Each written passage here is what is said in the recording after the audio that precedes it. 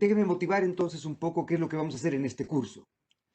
Yo diría que no hay materia en economía que haya cambiado tanto como macroeconomía. Si ustedes ven los contenidos de los cursos de microeconomía, si ustedes ven los contenidos de cursos hasta de econometría y ese tipo de cosas, los contenidos en énfasis puede haber cambiado algo, pero no hay nada como macroeconomía que haya cambiado tanto en cuanto a la manera de entender los problemas, en cuanto a la manera de presentarlos y en cuanto a la manera de enseñar macroeconomía. Y por eso es que yo creo que es muy importante que tengamos un curso en el cual nosotros seamos capaces de selectivamente entender por qué la manera en que entendemos o enseñamos o aprendemos macroeconomía ha ido cambiando tanto.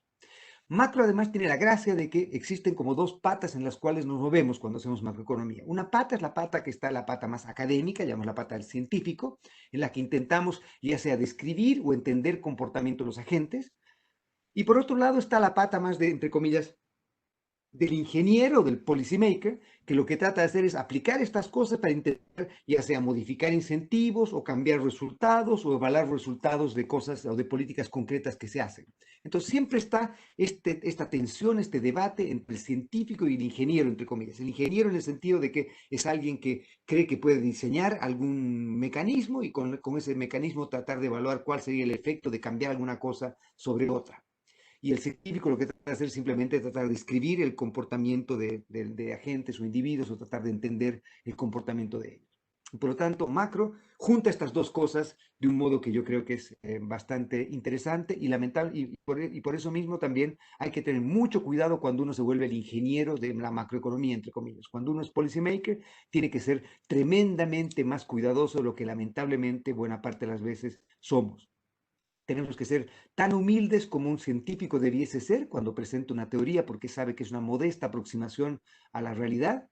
Pero el ingeniero muchas veces olvida esa parte cuando intenta aplicar políticas económicas. Y por lo tanto es importante que esta humildad que debiésemos tener como científicos sea también traducida cuando nosotros intentemos hacer políticas.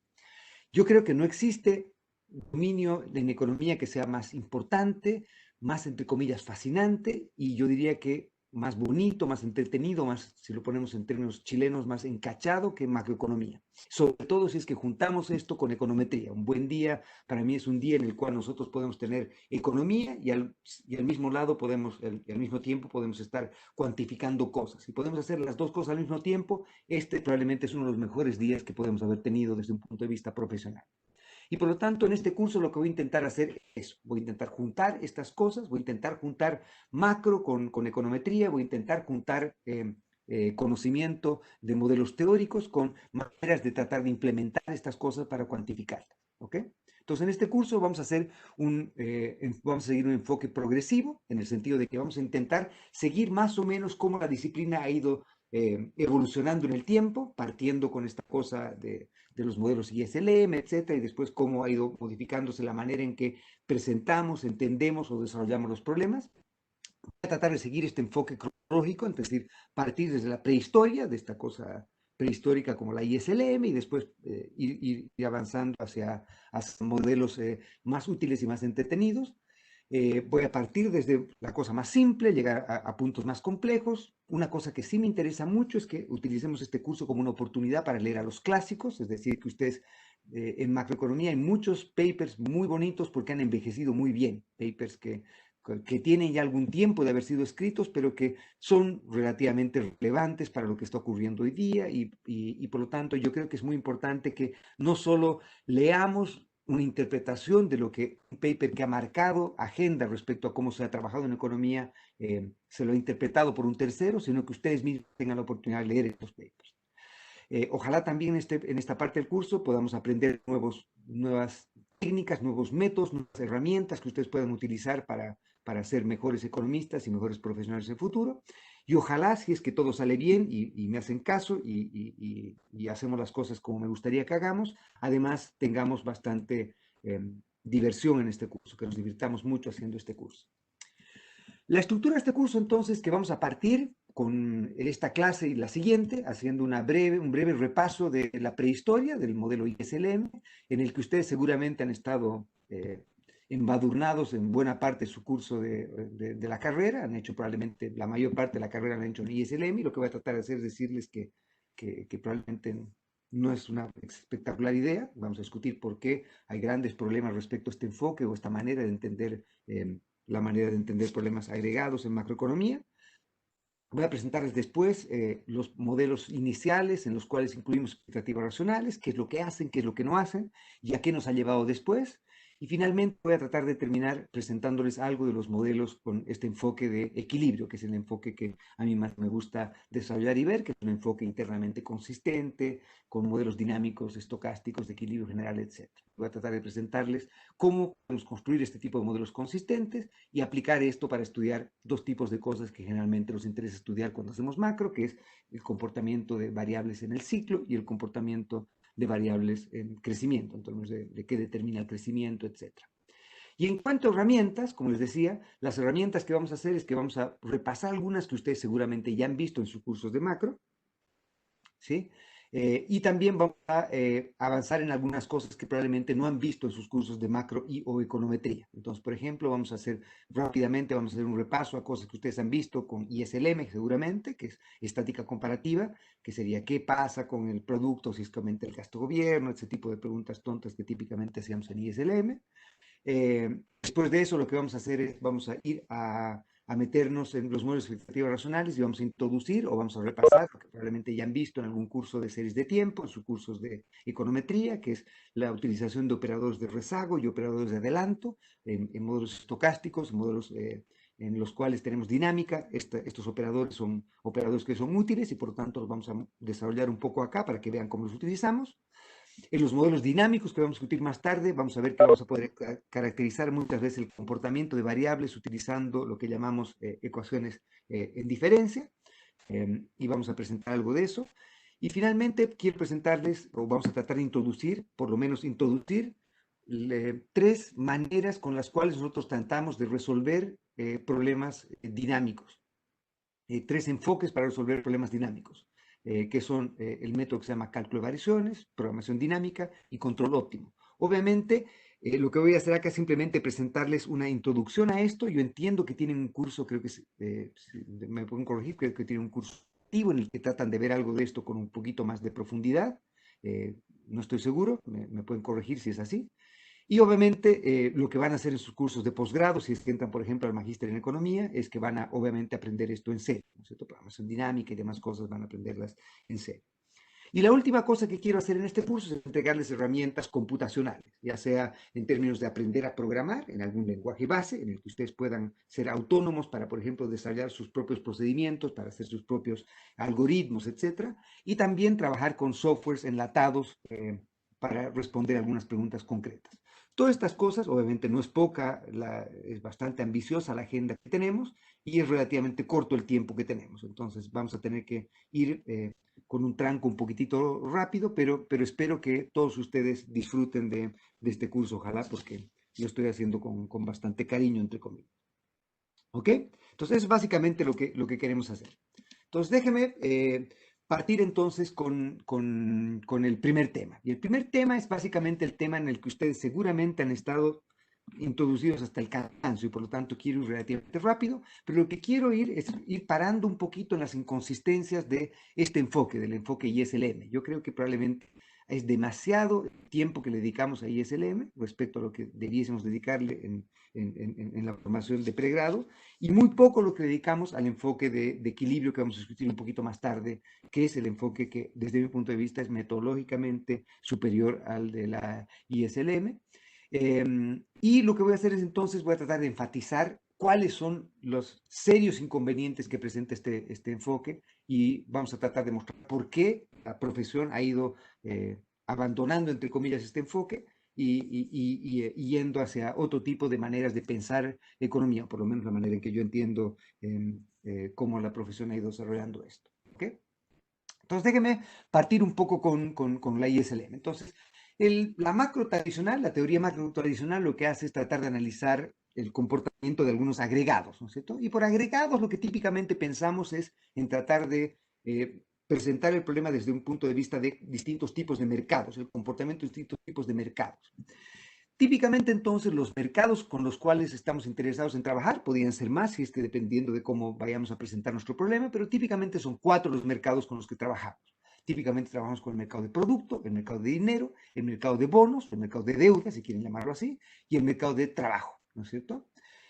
Entonces, si es que nosotros consideramos que hay equilibrio, que cada uno de los excesos de demanda en cada uno de nuestros mercados es igual a cero, es decir, que hay equilibrio en el mercado de producto, en el mercado de dinero, en el mercado de bonos, en el mercado de trabajo, entonces una aplicación de la ley de Walras nos diría que si tenemos que 3 mercados están en equilibrio, el cuarto mercado también está en equilibrio. Y por lo tanto, si es que tenemos, como estos mercados interactúan entre sí, si es que tenemos que 3 mercados están en equilibrio, el cuarto también está en equilibrio. Por lo tanto, entonces, cuando hacemos el análisis de la ISLM, típicamente lo que hacemos es que decidimos simplemente trabajar con estudiar a 3 de los mercados, implícitamente asumiendo que el cuarto, que ni siquiera estudiamos, está en equilibrio porque los otros 3 están en equilibrio cuando evaluamos esto. Obviamente, esto tiene algún tipo de inconsistencias porque algunas veces, como vamos a ver más tarde, sobre todo en el enfoque keynesiano, asumimos que hay algún desequilibrio en algún mercado y por lo tanto debiésemos tratar de evaluar también el comportamiento de todos los otros mercados simultáneamente. En los modelos de desequilibrio se trata de ver eso. Pero típicamente entonces, si tenemos 4 mercados, si 3 mercados están en equilibrio, el cuarto mercado también está en equilibrio. Esta es una aplicación de la ley de Walras. Y por lo tanto, entonces, nosotros podríamos simplemente analizar 3 mercados. Ustedes dirán, ¿cuáles? Bueno, ustedes pueden analizar los que ustedes quieran. Lo que convencionalmente se ha hecho es analizar el mercado del producto, el mercado del dinero y el mercado laboral. El mercado de la deuda de los bonos es el mercado que se ignora, entre comillas, porque si tenemos equilibrio en los 3 primeros mercados, el mercado de bonos o de deuda también va a estar en equilibrio. Alguien podría preferir analizar el mercado de deuda y, por ejemplo, ignorar el mercado de dinero y evaluar el modelo del mercado de deuda en lugar de evaluar el modelo del mercado de dinero. Y si es que está en equilibrio el mercado de producto, el mercado de deuda y el mercado de trabajo, entonces también está en equilibrio el mercado de dinero. Típicamente, entonces, como les decía, nos enfocamos en analizar el mercado de producto, de dinero y de trabajo, ¿ok? ¿Qué es lo que se hace acá? Y lo que se hace acá con la ISLM es básicamente lo siguiente. Se parte con un enfoque que voy a llamar el enfoque top-bottom o el enfoque top-down, que es simplemente un enfoque en el cual partimos con ciertos agregados, identidades en agregados, por ejemplo, PIB es igual a consumo más inversión más gasto en una economía cerrada, y lo que hacemos entonces, partiendo de este agregado, partiendo de esta identidad en el agregado, lo que hacemos es que partiendo del tope, de la parte de arriba, lo que vamos es ir yendo hacia abajo, simplemente diciendo, ok, yo tengo una historia para el consumo y tengo una función consumo, una historia para la inversión, una función inversión, y así sucesivamente. Entonces, para cada componente de cada identidad, yo cuento una historia. Como vamos a ver un poquito más tarde, lamentablemente estas historias son bastante inconsistentes y bastante paranoicas. Una es una historia que contradice a la otra, son historias bastante desordenadas, bastante amateurs, bastante tontas en buena parte de las veces las que contamos cuando hacemos este tipo de enfoque. Y lamentablemente también muchas veces la historia que contamos, por ejemplo, para justificar la función consumo, es totalmente inconsistente con el fundamento que tenemos para, por ejemplo, la función de inversión, por decir. Por lo tanto, entonces este enfoque va a estar desde la entrada, va a ser lógicamente inconsistente y va a ser aguas por todas partes. Y por lo tanto, si se interesa la consistencia lógica de sus modelos, ISLM debería ser la última prioridad en cuanto a cómo entender o cómo discutir o cómo comprender a la economía.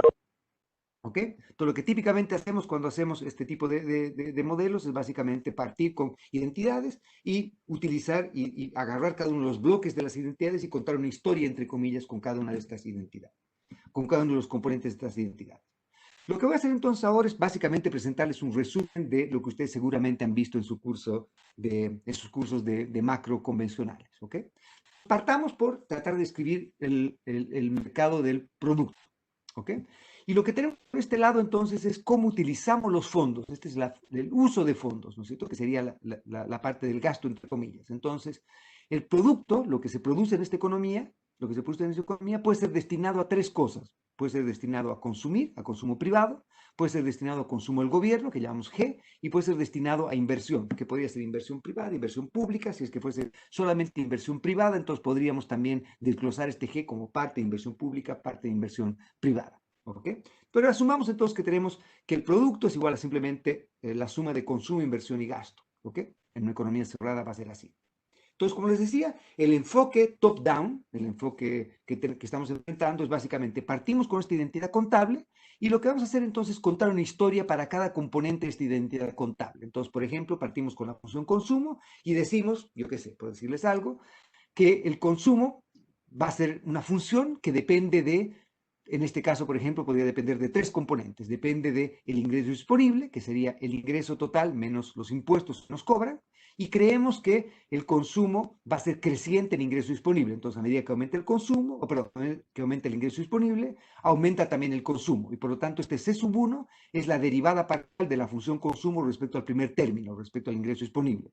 Asumimos que esta propensión, que vamos a llamar entre comillas, mal llamarla, vamos a discutir por qué un poquito más tarde, la propensión marginal a consumir, ¿no es cierto? Que es, ¿cuál es el efecto marginal de aumentar el ingreso disponible sobre el consumo? Asumimos que el efecto marginal de aumentar un poco el consumo, o perdón, de aumentar un poco el ingreso disponible va a ser que el consumo debiese aumentar, pero va a aumentar en una proporción menor a la que está aumentando el ingreso disponible. Por lo tanto, este C sub 1 debería estar entre 0 y 1. Debería ser positivo, pero debería estar entre 0 y 1. ¿Ok? ¿Por qué? Porque en principio parte del aumento del ingreso va a ser para consumo y la otra parte debiese ser para financiar la inversión, que es el otro lado de la medalla, que es lo que vamos a discutir un poco más tarde, que sería el ahorro. ¿Sí? Bien, a su vez podríamos asumir, por ejemplo, que también justamente porque hay este trade-off, ¿no es cierto? Que cuando nosotros aumentamos nuestro ingreso, nosotros podemos utilizar parte de este ingreso para consumir y parte de este ingreso para ahorrar. Entonces, la parte que evalúa el trade-off intertemporal que tenemos entre consumir y ahorrar podría estar dado por el precio relativo entre consumo presente y futuro, que sería, por ejemplo, la tasa de interés. Y obviamente, como ustedes han visto seguramente en su curso de macro, la función consumo eh, puede ser creciente, el consumo puede ser creciente o decreciente en la tasa de interés, dependiendo de si el efecto ingreso o el efecto sustitución son los que priman, ¿no es cierto? Entonces, por un lado, cuando aumenta la tasa de interés, tenemos un efecto ingreso y tenemos un efecto sustitución. Podemos cambiar consumo presente por consumo futuro y además podemos estar aumentando nuestro ingreso que nos permite consumir más o consumir menos, dependiendo de cuál de estos dos efectos prime. Y también podríamos, por ejemplo, asumir que el consumo depende de algo más permanente que simplemente el flujo, que sería el ingreso transitorio, que sería el ingreso disponible, y por ejemplo asumir que depende del ingreso permanente o la riqueza, que sería esta variable B, por ejemplo. Y obviamente esta sí debería ser una función creciente de esto. ¿Ok? Entonces esta podría ser una historia de las miles de posibles historias que nos contaron respecto a de qué depende el consumo. Una cosa que sí ocurre acá es que típicamente esto salió de la galera, ¿no es cierto? Salió de la manga. A alguien se le ocurrió, yo qué sé, escribió un poema, se inspiró y decidió que el consumo depende de estas cosas. No hay mucha cosa de comportamiento acá porque no estamos optimizando nada. Vamos a discutir cómo hacemos esto un poquito más tarde. Después podríamos tener otra historia para tratar de fundamentar, bueno, ¿y de qué depende la inversión? Típicamente lo que hacemos es asumir que la inversión depende de una manera decreciente de la tasa de interés. La tasa de interés es mayor, lo que va a ocurrir es que la demanda de fondos estables va a disminuir, porque obviamente nosotros tenemos que financiar la inversión adquiriendo deuda, por ejemplo. Entonces, cuando sube la tasa de interés, hace más costoso financiar la inversión y por lo tanto debiésemos invertir menos en este caso, ¿no es cierto? Obviamente por el lado de la fuente de fondos, si es que aumenta la tasa de interés, lo que debiese hacer es aumentar el ahorro, ¿no es cierto? Si es que obviamente otra vez el efecto ingreso y el efecto sustitución se compensan de modo tal que esta función sea creciente en ese sentido. Bien, entonces digamos que este sería el ejemplo. Entonces vamos a tratar de derivar la primera cosa que ustedes han hecho probablemente en su curso de macro, que es derivar la IS. Y ustedes saben que el nombre de IS viene por I, viene por investment, y S viene por savings, que sería el equilibrio entre ahorro e inversión, que es básicamente lo que intenta ver la IS, ¿no es cierto? Entonces, la IS nos muestra la combinación de puntos entre tasa de interés y producto que hacen que haya este equilibrio entre lo que se invierte y lo que se ahorra. ¿Sí? Y por eso es que tendríamos este equilibrio en el mercado de bienes, entre comillas, en el mercado de ahorro e inversión dado por la IS. ¿Ok? Entonces, lo que voy a hacer es simplificar un poco la función consumo para poder llegar a resultados que sean inambiguos y por lo tanto vamos a asumir que el consumo depende solamente del ingreso disponible. Entonces, no depende de la tasa de interés y no depende de la riqueza, por ejemplo. Entonces, este sería el modelo más simple que probablemente han visto en su curso de macro. Seguimos asumiendo que la inversión depende negativamente de la tasa de interés y a su vez vamos a asumir que tenemos esta variable entre comillas exógena, que es el gasto de gobierno. Entonces, este gasto de gobierno es la parte del ingeniero que tenemos en nuestra mente, que es la parte en la que vamos a tratar de cambiar el gasto de gobierno y ver qué ocurre con las demás variables después cuando hagamos política económica entre comillas. Entonces, esta G va a ser una variable que es exógena para el individuo y que es una variable de decisión por el policy maker, que define el hacedor de política, que define el nivel del gasto de gobierno. ¿Ok? Lo que voy a hacer entonces es tratar de partir mostrándoles, como les decía, qué hacemos y la manera en que vamos a discutir cómo encontramos los efectos de políticas, por ejemplo, es utilizar lo que habíamos dicho antes, estática comparativa. Entonces, para hacer eso, lo primero que voy a hacer es diferenciar totalmente esta expresión, es decir, que voy a sacar la diferencial total de esta expresión. Entonces, sería el cambio en Y va a ser igual a la derivada de la función consumo respecto al primer término, que lo habíamos llamado que era C sub 1, ¿no es cierto? La derivada respecto al primer término por el cambio en Y, menos esta misma derivada, pero por el cambio en T, más la derivada de la función de inversión respecto al R por el cambio en R, más el cambio en G. Entonces acá tengo la diferencial total de esta expresión, ¿no es cierto? Para derivar la IS y para saber la pendiente de la IS, lo que hacemos típicamente es simplemente asumir que el gasto de gobierno es fijo, entonces hacemos que el delta G sea cero, porque sabemos que el cambio en el gasto de gobierno lo que hace es que nos desplaza o nos cambia la IS, pero lo que queremos ahora es decir, para un nivel de gasto de gobierno fija, ¿qué combinaciones de tasa de interés y de producto hacen que esté en equilibrio el mercado de fondos prestables entre ahorro e inversión? ¿No es cierto? Y por lo tanto, entonces, lo que hacemos típicamente en la IS es graficar una función que depende de la tasa de interés en el eje de las Y y el producto en el eje de las X. ¿Sí? Entonces, para encontrar cómo es esta pendiente, lo que hacemos simplemente es otra vez, hacemos que el gasto de gobierno no cambie, los impuestos no cambien y ver cuál es la relación que existe entre un cambio en R y un cambio en Y, ¿no es cierto? ¿Cuánto tiene que cambiar R cada que cambie Y para que el mercado de la IS o para que inversión siga siendo igual a ahorro? ¿Sí? Y entonces lo que hacemos entonces es simplemente resolver esta parte de acá. Acá tenemos al DR por este lado, llevamos el DY al otro lado y despejamos esta expresión de acá. Hagan la casa con calma, obviamente lo han hecho seguramente 1.000.000 de veces y van a encontrar esta expresión de acá. Recuerden que C sub 1 estaba entre 0 y 1 y por lo tanto era positivo, por lo tanto 1 menos C sub 1 es positivo, el numerador es positivo, y el denominador es la derivada de la función de inversión respecto a la tasa de interés que hemos dicho que era negativa, ¿no es cierto? Esta función era decreciente. Por lo tanto, tenemos el numerador positivo, el denominador negativo, y por lo tanto esta expresión es negativa. Entonces, si quieren, déjenme compartir por un minuto otro contenido, pero ustedes ya lo han hecho varias veces. Solamente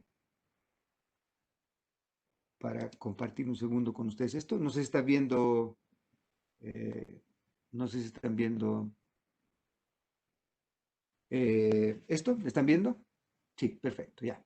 Entonces, esto es lo que han visto toda la vida, ¿no es cierto? Acá tienen la tasa de interés, acá tienen el nivel de producto, y esta lineecita entonces lo que hace es mostrarnos la pendiente de la IS, que justamente es esta parte de acá, ¿no es cierto? Esta es la pendiente de la IS, ¿sí?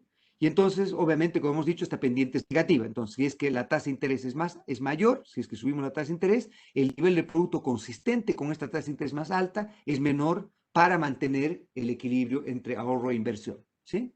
La pendiente de la IS va a depender obviamente, de la propensión a consumir y va a depender de cuán sensible sea la tasa de interés o la inversión a la tasa de interés. Si, por ejemplo, hacemos que la respuesta de la inversión sea muy fuerte ante la tasa de interés, por ejemplo, si este I sub 1 va tendiendo hacia menos infinito, entonces lo que va a ocurrir es que la pendiente de esto va a tender a cero y por lo tanto la pendiente va a ser muy plana, ¿no es cierto? Se van a necesitar cambios muy grandes en Y para tener cambios muy modestos en L. ¿Sí? Si es que ocurriese esto de acá. Por otro lado, en el otro extremo, si es que, por ejemplo, la inversión no depende para nada de la tasa de interés, entonces lo que va a ocurrir es que la IS va a tender a ser más vertical. Entonces, la pendiente de la IS va a depender de cómo sea la sensibilidad que tiene el consumo al ingreso disponible y la sensibilidad que tiene la inversión a la tasa de interés. ¿Ok? Esas son entonces las dos cosas que típicamente hacemos cuando hemos visto esto. Todo esto entonces obviamente no debería ser una sorpresa para nadie. Sigamos. Bien. Entonces, si no hay dudas respecto a esto, sigamos con, con el siguiente mercado. Entonces, lo que estamos viendo acá es cuál es la combinación de tasa de interés y de producto que mantiene equilibrio el mercado de bienes, esta igualdad entre ahorro e inversión, ¿no es cierto? Cuando no cambiamos ni gasto de gobierno ni impuestos, no hacemos ninguna política. Estamos viendo solamente cuáles son las combinaciones de tasa de interés y de producto que mantienen equilibrio el mercado de bienes por este lado. Vamos ahora al siguiente mercado. El siguiente mercado es el mercado del dinero. Entonces, en el mercado del dinero lo que hacemos típicamente es que tenemos un cuento que probablemente vamos a contar. Queremos que el mercado de dinero esté en equilibrio, por lo tanto, la oferta de dinero tiene que ser igual a la demanda de dinero. Y lo que hacemos es típicamente modelar la demanda de saldos reales. Entonces, M supra D es la demanda nominal, la demanda de billetes por parte del público, y el nivel de precios P nos da la demanda de saldos reales, ¿ok? Entonces esta sería la demanda de saldos reales. Y la demanda de saldos reales tiene que ser igual a la oferta de saldos reales. Lo que han hecho probablemente en parte su curso de macro cuando han visto monetaria es ver los componentes de la oferta de dinero, la parte yo qué sé, base monetaria, distintos niveles de agregados monetarios, cómo el Banco Central, por ejemplo, puede afectar la oferta de dinero, etc. Pero por el lado de la demanda de dinero, entonces ustedes lo que han hecho típicamente es asumir algo respecto a cómo la gente demanda estos billetitos. Y la primera inconsistencia que típicamente ocurre es que, como vamos a ver acá, la demanda de dinero depende, en primer lugar, depende del ingreso, ¿no es cierto? Típicamente consideramos que a medida que nuestro ingreso aumenta, nosotros queremos demandamos hacer más transacciones y al demandar hacer más transacciones vamos a necesitar tener o vamos a querer tener más papelitos en nuestra billetera, ¿no es cierto? Entonces, para poder comprar más de estos bienes. Entonces, lo que típicamente va a ocurrir es que aumentando el ingreso, debiese aumentar también la demanda de saldos reales. Obviamente, acá hay una discusión relativamente larga respecto a las innovaciones financieras, debiesen disminuir la demanda del dinero físico, y eso ha ido ocurriendo con gran celeridad en los últimos tiempos, y obviamente ahora mucho más. Y por lo tanto, esta demanda de dinero puede ser algo inestable, puede depender de innovaciones financieras. Hay mucho ruido respecto a cómo modelar la demanda de dinero por este lado. Pero la segunda fuente de inconsistencia, que es probablemente la más abierta, la más tonta y la más obvia, es que estamos haciendo que la tasa de interés acá dependa del costo de oportunidad de mantener dinero. ¿Cuál es el costo de oportunidad de mantener dinero? Si es que nosotros tenemos dinero en nuestro bolsillo, obviamente ese dinero no está ganando ningún retorno ni nominal ni real por tenerlo, ¿no es cierto? Más bien estamos perdiendo retornos si es que, por ejemplo, hay inflación. Si es que nos quedamos con plata en nuestro bolsillo, debajo de nuestro colchón, lo que ocurre es que el poder de compra de esos billetes va a ir cayendo en el tiempo porque la inflación está aumentando y por lo tanto ese billete tiene un retorno negativo porque es el retorno que tienes, el negativo a la inflación si es que hay inflación. Pero hay un costo de oportunidad de mantener dinero. ¿Cuál es el costo de oportunidad de mantener dinero? El costo de oportunidad de mantener dinero es que en lugar de mantener el dinero físicamente con nosotros, podríamos, por ejemplo, colocarlo en un depósito a plazo, comprar alguna deuda pública o privada, lo que fuera, comprar bonos, y por lo tanto, el costo de oportunidad de mantener dinero es la tasa de interés. Pero acá, la tasa de interés que estoy colocando es la tasa de interés real, la R, que es la misma tasa que tenemos acá. Y eso es obviamente falso, porque el costo de oportunidad de mantener dinero no es la tasa de interés real, sino es la tasa de interés nominal. Lo que ocurre por ahora es que vamos a abstraernos todavía de inflación y por lo tanto vamos a asumir que estamos en un modelito en el que no hay inflación todavía y esta R va a ser la misma que está acá. Pero esta es obviamente otra de las innumerables inconsistencias que tiene el modelo ISLM. Vamos a tratar de resolver esta inconsistencia un poquito más tarde. Entonces, si en el mercado de dinero consideramos que está en equilibrio la demanda con la oferta de dinero, le damos a M, a simplemente la cantidad de equilibrio de dinero.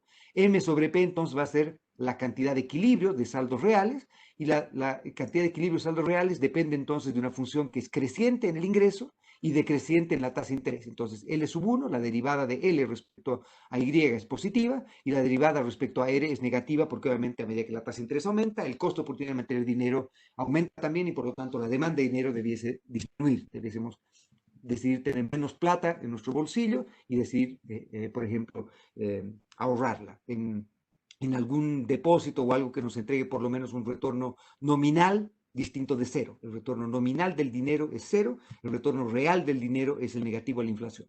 ¿Sí? Bien. ¿Qué tenemos acá entonces? Podemos hacer lo mismo que hemos hecho en el anterior caso de la IS, que es diferenciar totalmente esta expresión. Entonces acá sería la derivada respecto a m, que sería simplemente 1 sobre p por el diferencial de m. Diferenciamos esto también respecto a p, nos va a quedar menos m sobre p cuadrado, porque estamos derivando esta expresión respecto a p, por el cambio en p, y esto tiene que ser igual a la derivada de esta expresión respecto a y por el cambio en y, más la derivada de esta expresión respecto a r por el cambio en r. Y con eso tenemos la diferencial total de esta expresión. ¿Qué hacemos ahora? Lo que hacemos es otra vez asumir que estamos en un entorno en el cual m va a ser otra variable exógena. Va a ser una variable exógena porque esta variable va a ser la que va a estar ahora en control de la autoridad monetaria, el Banco Central o lo que fuera, que va a determinar cómo cambia la oferta de dinero y en equilibrio va a igualar a la demanda de dinero, ¿no es cierto? Entonces vamos a hacer que no hayan cambios en la cantidad de dinero y que no hayan cambios en el nivel de precios. Y entonces vamos a tratar de otra vez ver la relación que existe entre la tasa de interés y el nivel de producto que mantienen en equilibrio el mercado de dinero. Entonces, si es que, por ejemplo, tengo una tasa de interés más alta, ¿cuál debería ser el nivel de producto que haga que la demanda de saldos reales sea la misma que tenía antes? ¿Cómo debería cambiar Y cuando cambia R para que el mercado de dinero esté en equilibrio sin que cambie M y que cambie P? ¿Ok? Entonces hacemos lo mismo, resolvemos para dr a dy, que es lo mismo que hacer que esto sea cero, y despejar dr sobre dy, y vamos a encontrar que esta expresión va a ser esta de acá. Recuerden que L1 era positivo y L2 era negativo, con el negativo de acá toda esta expresión es positiva, y por lo tanto la LM tiene pendiente positiva, ¿no es cierto? Y eso otra vez es lo que han visto en sus cursos de macro. Entonces, otra vez déjenme volver a mi beta artística, y con mi beta artística entonces llegamos a la LM, ¿no es cierto? Y entonces la LM, lo que tenemos es otra vez, que la LM nos dice que hay una relación que es creciente, la pendiente es positiva, entre R e Y. Entonces, para mantener el equilibrio del mercado de dinero, si la tasa de interés es más alta, necesito tener un nivel de producto mayor para tener la misma demanda de saldos reales, ¿sí? Que tenía en el equilibrio, digamos, en el punto acá. Si es que quiero tener la misma demanda de saldos reales, pero con una tasa de interés más alta, el nivel de producto tiene que ser mayor. Y como decía, entonces, esta era la pendiente de la LM, y LM viene por L, viene por liquidity o liquidez, y M viene por dinero. Entonces, lo que trata de hacer esto es justamente modelar el equilibrio entre el mercado de dinero en este caso, ¿ok? Y obviamente, como sea la pendiente de esto va a depender de cómo sea L1 y cómo sea L2. Acá están algunos casos extremos, por ejemplo. Entonces tendremos el caso en que, por ejemplo, tenemos el LM1, que sería el caso en el que hacemos que, por ejemplo, L1 vaya a cero, es decir, que el producto, la demanda de dinero no dependa del producto o del ingreso, o que la demanda de dinero sea tremendamente sensible a la tasa de interés, y en este caso vamos a estar en lo que vamos a después llamar la trampa de la liquidez. ¿Ok? Bien, ¿ok? Y ese sería el caso en el que, por ejemplo, la pendiente va a tender a ser más plana y la pendiente va a ser más parada a medida que, por ejemplo, L2 va yéndose a cero, es decir, cuando vamos acercándonos a lo que vamos a llamar la teoría pura cuantitativa, donde la oferta de dinero, donde la LM va a ser simplemente una línea vertical. ¿Ok? Y en ese caso tendremos esa relación que hemos visto. Bien, déjeme ahora entonces volver y ¿hay duda? Yo creo que no, ¿no es cierto? Si es que esto seguramente lo han visto hasta el cansancio en sus cursos de macro. Bien, vamos entonces a derivar lo que vamos a llamar la demanda agregada ahora, que sería juntar la IS con la LM, ¿ok? Juntando la IS con la LM. Entonces, juntar la IS con la LM, ¿qué es lo que va a ocurrir? Lo que vamos a tener es que tenemos por un lado la ecuación de la IS, que sería esta ecuación de acá, que nos está describiendo el equilibrio en el mercado de bienes, ¿no es cierto? Por otro lado, tenemos el equilibrio en el mercado de dinero, la demanda y la oferta de trabajo iguales, ¿no es cierto? En este caso acá. Y lo que vamos a hacer ahora es utilizar entonces la regla de Kramer. Y la regla de Kramer lo que va a hacer es que nos va a permitir, con la regla de Kramer, derivar estática comparativa, que es cómo cambia una variable cuando cambia otra, ¿ok? Para hacer eso, entonces, lo que vamos a hacer es lo mismo que hemos hecho antes. Utilizamos la diferencial total, hacemos la diferencial total de esta expresión, y vamos a colocar al lado izquierdo a todo lo que tenga que ver con el cambio en Y y el cambio en R, que son estas dos variables que nos caracterizan, la IS y la LM, como hemos visto en nuestro gráfico, y todo lo que no sea cambio en Y y cambio en R, lo dejamos al otro lado, ¿ok? Entonces, por ejemplo, la variable cambio en G va al otro lado, cambio en T va al otro lado. Y lo mismo hacemos acá. Cambio en Y a este lado, cambio en R a este lado para la demanda de dinero. Y por otro lado, el cambio en P y el cambio en M. Entonces, lo mismo que hemos hecho acá, esta expresión que hemos derivado acá, esto se queda a un lado, esto se queda al otro lado. ¿De acuerdo?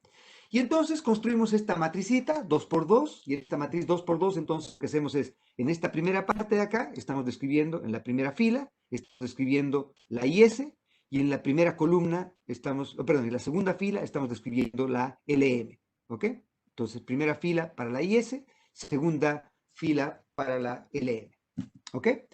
Para entonces, por ejemplo, evaluar cuál es el efecto que tiene un cambio en cualquiera de estas variables sobre cualquiera de estas otras variables, por ejemplo, cuánto afecta el cambio de del gasto de gobierno sobre el producto, sobre la tasa de interés, lo que hacemos es utilizar la regla de Kramer para encontrar los resultados utilizando estática comparativa. Y para hacer eso, entonces, lo primero que hacemos es resolver el determinante de esta matricita de acá. Y llamamos a este determinante delta. Y entonces, obviamente, el determinante va a ser diagonal principal, esto por esto, menos esto por esto, ¿no es cierto? Y el resultado de este determinante es simplemente esta expresión de acá, que es inambiguamente positivo, en el sentido de que, dado que L2 era negativo, negativo con negativo es positivo, C1 está entre 0 y 1, todo esto es positivo. Por otro lado, L1 era positivo, y 1 era negativo, con el negativo de acá esto es positivo, y por lo tanto todo esto es inambiguamente positivo. Entonces, delta es positivo, ¿ok? Supongan que yo quiero ahora ver cómo cambia Y cuando yo cambio P, cuando yo cambio el nivel de precios. ¿Y por qué querría hacer eso? Porque lo que va a resumir la interacción entre la ISLM es lo que vamos a llamar después la demanda agregada. Y entonces lo que quiero evaluar es, por ejemplo, cómo cambia el producto, o también podría evaluar cómo cambia la tasa de interés, ante un cambio en el nivel de precios por el lado de la demanda agregada, ¿ya? La demanda de bienes en este caso, que mantiene en equilibrio al mercado de dinero también. ¿Ok? Para hacer eso entonces, para resolver este problema, lo único que yo tengo que hacer es simplemente lo siguiente. Agarro esta misma matriz y si quiero evaluar cuál es el efecto que tiene un cambio en precios sobre el cambio en Y, lo que hago es que agarro la columna donde se resumen todos los cambios de Y, que en este caso sería la primera columna, y en lugar de los componentes, los coeficientes que están en esta primera columna, yo reemplazo por los coeficientes que están asociados a los cambios en P en este lado. ¿Ok? Entonces, si quieren, tal vez lo podemos hacer acá para que por una sola vez lo hagamos juntos esto. Entonces déjenme compartir otra vez esto acá. ¿Ok? Y entonces, como hemos dicho, lo que teníamos es 1 menos C1 menos I1 menos L1 y menos L2 por este lado, dy dr igual a dg menos C1 dt y m sobre p cuadrado dp menos dm menos dm por p, ¿sí? ¿Ok? Bien, hemos sacado ya el determinante de esto, que es esto por esto, que sería menos L2, 1 menos C1, menos esto por esto, que es I1, L1, que hemos visto que era positivo, ¿sí? Si quiero ver cuál es el efecto que tiene sobre Y un cambio en P, lo que tengo que hacer es entonces, saco el determinante de, en esta expresión de acá, esta matricita de acá, reemplazo un cambio en P acá. Entonces, como acá en la primera parte no está P, coloco acá un 0 en lugar de esta expresión de acá, y acá está P con coeficiente M sobre P cuadrado, ¿sí? Y mantengo la otra columna sin modificar. Saco el determinante de esto, lo divido entre este determinante de acá, y este va a ser el efecto que tiene un cambio en P sobre Y. Entonces saco este determinante, y este determinante va a ser esto por esto, que es 0, menos esto por esto, que es simplemente I1 M sobre P2, triangulito, ¿sí? ¿Ok? ¿De acuerdo? Bien, entonces ya que hemos visto cómo hacer esto, todos los demás resultados los van a derivar ustedes con calma en la casa. ¿Ok? Bien, y entonces lo que tenemos ahí es simplemente que con esta expresión de acá hemos derivado la demanda agregada. ¿Qué nos dice la demanda agregada? Entonces nos muestra las combinaciones de precios y de producto que mantienen en equilibrio al mercado de bienes y el mercado de dinero, manteniendo todo lo demás constante.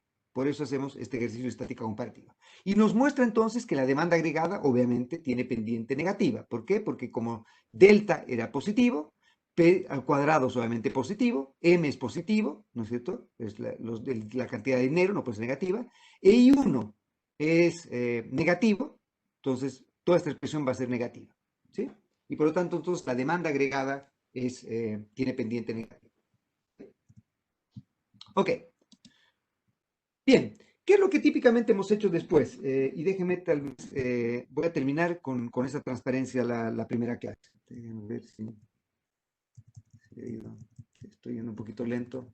La próxima clase vamos a tener que ir un poquito más rápido.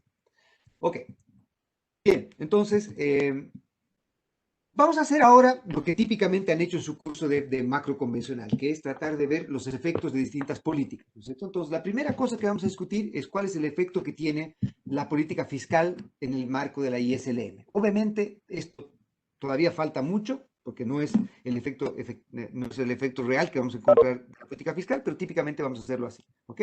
Entonces, por política fiscal vamos a entender, por ejemplo, cambiar impuestos o cambiar gasto gobierno. También, obviamente, política fiscal va a ser emitir o dejar de emitir deuda. ¿Por qué? Porque a no ser que seamos chicos que creen en Santa Claus, sabemos que un aumento de gasto gobierno tiene que ser financiado por alguna cosa. Entonces, lo que ocurre típicamente es que cuando aumenta el gasto gobierno, hay distintas maneras, típicamente tres maneras en las cuales podemos financiar un aumento del gasto gobierno. Una manera de financiar el gasto de gobierno es simplemente emitiendo deuda. Emitir deuda es simplemente posponer una promesa de pago de lo que nos está entregando, ya sea el sector privado o el sector externo, ¿no es cierto? Podemos contraer deuda externa, podemos aumentar el gasto de gobierno hoy día contrayendo deuda con el sector privado doméstico o contrayendo deuda con el sector privado, el sector público o los multilaterales de afuera, ¿sí? Entonces, hoy día decidimos que queremos gastar más y vamos a canalizar, financiar ese aumento del gasto emitiendo deuda pública. Entonces decimos, esta es una promesa de que mañana nosotros vamos a poder pagar o vamos a pagar esto que nos están prestando con algún interés, ¿no es cierto? Otra manera en que podemos financiar el gasto gobierno es simplemente decir, mira, no quiero emitir deuda y lo que voy a hacer es simplemente voy a pegarle una llamadita a mi amigo que es el ministro, el presidente del Banco Central, le voy a decir, mira, viejo, hoy día en lugar de irse a dormir a las 7 de la noche, váyanse a dormir a las 7:30 y péguenle imprima un poquito más de billetitos, como el costo de imprimir un billete, el costo marginal de imprimir un billete adicional es aproximadamente cero. Esto sería bastante rentable, entre comillas, simplemente vamos a meter más billetitos con la cara de los superhéroes típicos de cada país, con colorcitos llamativos y lo que fuera, diciendo el logotipo o el lema que caracteriza a nuestro país, y con eso decimos vamos a financiar esto. Entonces vamos a poner más papelitos, ojalá la gente los tome y con eso vamos a financiar el gasto de gobierno. La otra cosa que podemos hacer es decir, mira, no vamos a emitir deuda, no vamos a emitir billetitos y lo que vamos a hacer es simplemente vamos a cobrar impuestos a la gente. Entonces le vamos a quitar plata al sector privado y con eso vamos a financiar nuestro gasto. Estas decisiones no son inocuas y obviamente lo que vamos a discutir un poquito más tarde va a ser que esto tiene bastantes implicancias. No es inocuo cómo vamos a decidir financiar el gasto gobierno. Pero por lo pronto lo que hacemos típicamente cuando hacemos el modelo ISLM es asumir que este gasto tiene que ser financiado por algún lado. Como hemos dicho antes, hay cuatro mercados que estamos típicamente analizando: el mercado de dinero, el mercado de trabajo, el mercado de producto y el mercado de deuda. Y el mercado de deuda es el que estamos, entre comillas, ignorando. Entonces, la manera convencional en la que se hace el análisis de la ISLM para evaluar el multiplicador del gasto de gobierno es asumir que el aumento del gasto se financia con deuda. ¿Ya? Y por eso es que como estamos ignorando ese mercado, no lo estamos modelando explícitamente, no estamos cambiando ni M ni T porque estamos asumiendo que el cambio en G es financiado con un cambio en deuda. Obviamente, como vamos a discutir más tarde, esto tiene bastantes implicancias para otras cosas también, equivalencia ricardiana, etcétera, que hacen que este ejercicio no sea tan automático como la IS nos hace suponer. Pero por ahora asumamos que esto es efectivamente así. Entonces, en nuestro modelo vamos a asumir ahora que los impuestos van a estar fijos, no vamos a cambiar el dinero tampoco, la cantidad de dinero, por lo tanto, la única manera que estamos financiando gastos con deuda, y como no estamos explicitando el mercado de la deuda, no estamos colocando nada ahí. Y lo que vamos a hacer entonces es evaluar cuál es el efecto que tiene un aumento del gasto sobre el producto. Y esto es típicamente lo que han hecho ustedes. Entonces, ¿cómo hacemos esto? Bueno, hacemos exactamente lo mismo que hemos hecho para evaluar el efecto acá, solo que en lugar de cambiar P, como hemos hecho acá para sacar la pendiente, la demanda agregada, lo que hacemos es cambiar el gasto gobierno y mantener todo lo demás constante. Entonces, hacemos que DT sea cero, que DP sea cero y DM sea cero. Obviamente, esto es otra vez otra inconsistencia lógica, porque al hacer política fiscal vamos a tener cambios en el nivel de precios. Eso lo vamos a discutir un poquito más tarde cuando veamos el equilibrio entre oferta y demanda agregada. ¿Ok? Pero esta es la manera en la que nos abstraemos de esto por ahora. Entonces, típicamente lo que hacemos es, si queremos ver, por ejemplo, el efecto sobre la tasa de interés de un aumento del gasto gobierno, lo que hacemos es mantenemos la primera columna de acá, porque no estamos cambiando, queremos ver el efecto sobre la tasa de interés, y en lugar de la segunda columna, lo que hacemos, colocamos un 1 acá, que es el coeficiente que acompaña esto en lugar del menos I sub 1, y un 0 en lugar del menos I sub 2 porque, perdón, porque en la LM no está G. Si hacemos eso, van a encontrar estos dos que serían los multiplicadores del gasto. Como ven entonces, estos dos multiplicadores de gasto son bastante distintos a lo que típicamente han visto. En su primer curso de macro, probablemente han llegado a que el multiplicador del gasto era 1 sobre 1 menos C1. ¿Sí? Esto seguramente lo han visto. Este es el más famoso de todos, pero obviamente es incorrecto. Es incorrecto por infinidad de argumentos. El primero de ellos es que obviamente estamos asumiendo que la tasa de interés no afecta a la inversión. Y este es el caso en el que hacemos bastante poderosa la política fiscal, porque obviamente una cosa que va a ocurrir cuando aumente el gasto gobierno es que vamos a tener que, va a aumentar la tasa de interés. Como aumenta la tasa de interés, va a haber algún tipo de crowding out con la inversión privada. La inversión privada va a tener menos incentivo a invertir porque está aumentando el costo de financiarse y por lo tanto la inversión va a tender a caer. Y por lo tanto, este sería el efecto que debería tomarse correctamente. ¿Sí? ¿Cómo podría ser más poderosa la política fiscal? Vean que acá tenemos una manera de casi llegar al paraíso en la tierra, que es una manera bastante irrealista de considerar esto. Supongan que ustedes viven en el mundo en el que todo en su vida es consumir y por lo tanto la propensión marginal al consumir es 1. ¿Ya? Entonces, que todo lo que les llega de nuevo ingreso lo consumen, no ahorran nada, no piensan en el futuro, no piensan en nada. Entonces, este C sub 1 va a tender a 1. Entonces, toda esta expresión se va a hacer 0. ¿Sí? Y por otro lado, asuman que ya sea que I sub 1 sea 0, es decir, que la inversión no depende de la tasa de interés, L sub 1 sea 0, poco realista, o L sub 2 tienda a menos infinito, y con todas estas cosas, esta expresión se iría a 0.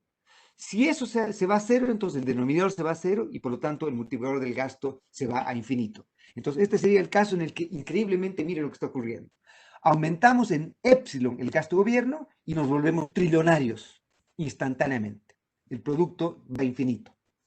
Lo cual es obviamente bastante tonto y ridículo. ¿Por qué? Porque estamos diciendo que estamos aumentando el gasto gobierno, está aumentando el ingreso disponible y por lo tanto estamos aumentando nuestro ingreso gigantescamente.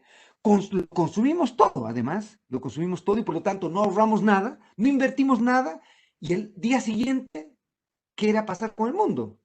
Si es que no hemos ahorrado y no hemos invertido nada, ¿cómo vamos a poder producir mañana? Obviamente, este modelo, como no tiene en cuenta nada dinámico, no da cuenta de esto. Y por lo tanto, entonces, el multiplicador va haciéndose más grande a medida que cualquiera de estos casos ocurre. Y el multiplicador se vuelve totalmente inefectivo, es decir, el gasto no tiene ningún efecto sobre el producto cuando, por ejemplo, L sub 2 tiende a 0. Si L sub 2 tiende a 0, toda esta expresión va a tender a infinito, y al tender a infinito, entonces, esta expresión va a tender en general a 0. Entonces, si es que L sub 2 tiende a 0, es decir, si es que la LM es completamente parada o vertical, si se cumple la teoría pura, la teoría fuerte, la teoría cuantitativa fuerte, la política fiscal va a tener efecto solamente sobre la tasa de interés, no tiene absolutamente ningún efecto sobre el nivel de producto. La política fiscal es absolutamente inoperante en ese contexto. ¿Ok?